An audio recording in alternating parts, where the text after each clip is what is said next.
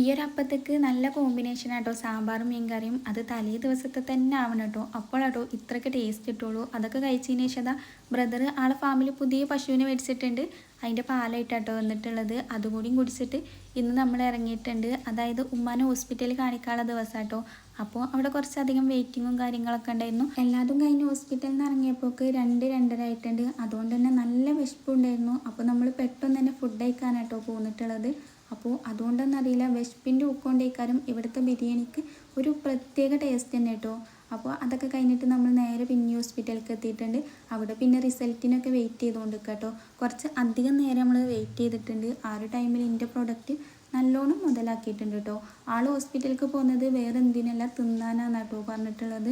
അപ്പോൾ ഓരോന്ന് കഴിയുമ്പോൾ ഓരോന്നായിട്ട് ഇവിടെ ഓർഡർ ചെയ്തുകൊണ്ട് വെക്കും.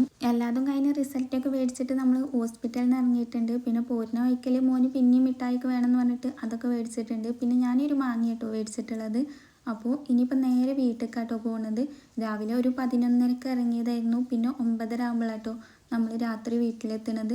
അതുകൊണ്ട് തന്നെ ബ്രദർ ഇതാ നമുക്കുള്ള ഫുഡൊക്കെ മേടിച്ച് വെച്ചിട്ടുണ്ട് കേട്ടോ. ഇനിയിപ്പോൾ വന്നിട്ട് ഉണ്ടാക്കാൻ കഴിയില്ല എന്നുള്ളതുകൊണ്ട് തന്നെ. അപ്പോൾ ഇനി ഫുഡ് കഴിച്ചിട്ട് കിടക്കാൻ നോക്കട്ടെ. മോന് ഈ ഒരു ചിക്കൻ വേണ്ടാന്ന് പറഞ്ഞിട്ടാട്ടോ ഞാൻ ആദ്യം നിന്ന് എടുത്തത്. പിന്നെ ആളെ കൊണ്ട് ഞാൻ കഴിപ്പിച്ചിട്ടുണ്ട്.